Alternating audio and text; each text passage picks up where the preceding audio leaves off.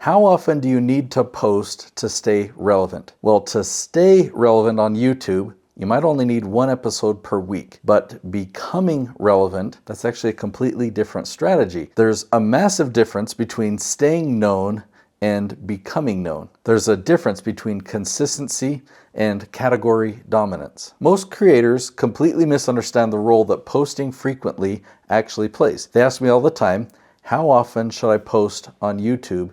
And they're expecting some magic answer, whether it's 3 times a week, once a day, twice a month. But frequency by itself doesn't mean anything. Instead, you've got to have clarity on your goal, and your goal determines your frequency. By the end of this episode, you'll understand exactly what I'm talking about. If you're already a recognized authority, if people already know who you are, if your business is already producing the leads and the revenue that you want, well, in that case, 1 episode per week is enough to stay relevant. Relevance assumes that you already have momentum. It assumes you already have that credibility.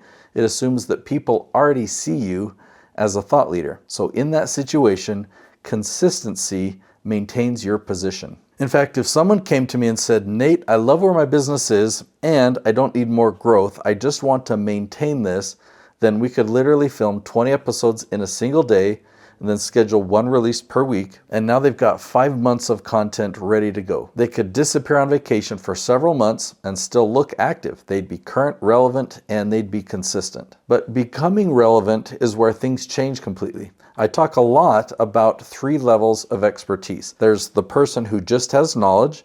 There's the person who's applied it successfully themselves. They've gotten results.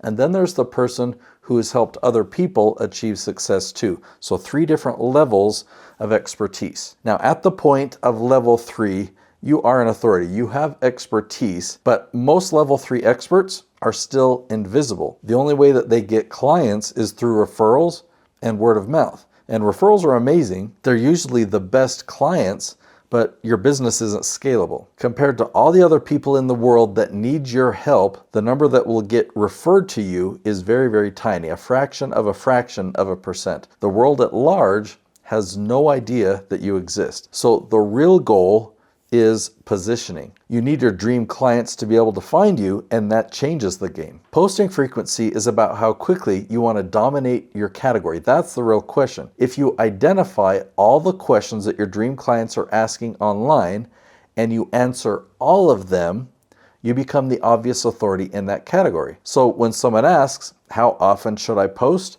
I think the better question is, well, how fast do you want to dominate that category? Frequency is directly tied to coverage. Let's say there are 50 meaningful questions inside a category. If you post once per week, you can answer those in roughly a year. But what if you want to dominate it much faster? Then maybe you publish 1 episode per day for 50 days. Same category, same questions, but completely different speed of execution. And this becomes even more important if you want to dominate multiple categories. One of the biggest mistakes that creators make is they treat every video like disposable viral content. They think this video goes viral, then it dies, so I need another one. And that becomes an exhausting treadmill, just making video after video. And when you have one video perform really well, then every future video gets emotionally compared against that high-performing one. And then if another video outperforms that, that becomes the new standard. So you're constantly chasing spikes. You're constantly trying to recreate momentum that disappears, and that causes burnout. Now, when you're on this kind of hamster wheel, you're not creating anything durable. You're basically renting attention. So strategic content works completely different. You've got one creator that's chasing spikes, but the other is building infrastructure, and there's a big distinction between the two. The type of content I'm talking about is not trend-chasing content. It's not random viral content, but it follows my leaf strategy. Now with that, we identify specific questions that your dream clients are already asking online, whether they go to ChatGPT, Google, or YouTube, and we answer each question intentionally, and content compounds. Now, listen to this, because most creators will completely miss what's happening with us. They'll evaluate our content based on their performance during the first week, and it doesn't look that impressive. But the real value of strategic content is long-term momentum. A video won't explode immediately, but it keeps getting views month after month, year after year. And so every new video adds to the momentum of all the previous videos. So instead of isolated spikes, you're building this marketing ecosystem. So I want to show you a graphic that illustrates something on this category of gentle parenting. We identified 50 different questions that all contain the phrase gentle parenting. Now, what's interesting is that traffic growth is not linear, it becomes exponential. So even answering half of the questions, we had traffic, things are working, but we didn't have dominance yet. The closer we get to fully covering the category or owning every question in this topic, then the more dramatically the traffic increases. At this point, YouTube starts to recognize, and same with Google and ChatGPT, wow, this creator has answered this topic completely. So most creators, they're not going to be this tactical. They'll make a few videos that they feel would be great content, and they hope that it gets spikes, and then they move on to another topic. They're not tactical enough. They're not strategic enough to answer all the questions that people are asking online. And they look at what we're doing, and they don't see explosive results, and so they assume the strategy failed. So what's really exciting about this strategy is small creators can use this to outperform established creators.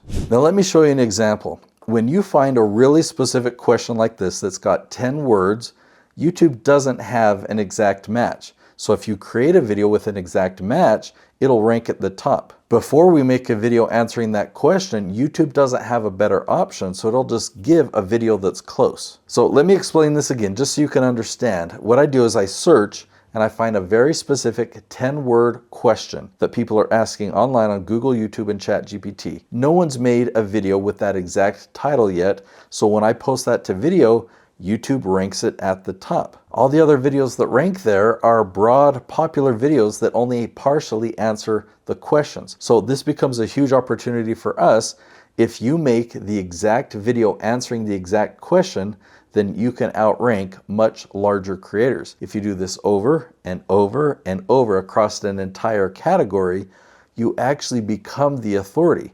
Not because you were famous or because you went viral, but because you became the best answer. Eventually, YouTube starts ranking you not only for the long specific phrases, but also for the broader, very competitive phrases as well. So there's no magic posting frequency. There's no universal rule. You first need clarity about your actual goal. Do you want ad revenue? Do you want leads? Do you want authority? Do you want category dominance? These are all completely different strategies. So if your goal is to become the go-to authority in your space, then your frequency should be determined by how many questions exist in that category and how quickly you want to answer them. That's it. If you want to stay relevant, consistency is enough. But if you want to dominate your category, you need positioning, you need strategy, and you need infrastructure. The creators who understand the distinction are the ones who win long term. Now, I'm linking you to another video. It's called Achieve Category Dominance. This will teach you all the steps that you can follow to become the go-to thought leader in your industry. I'll see you there.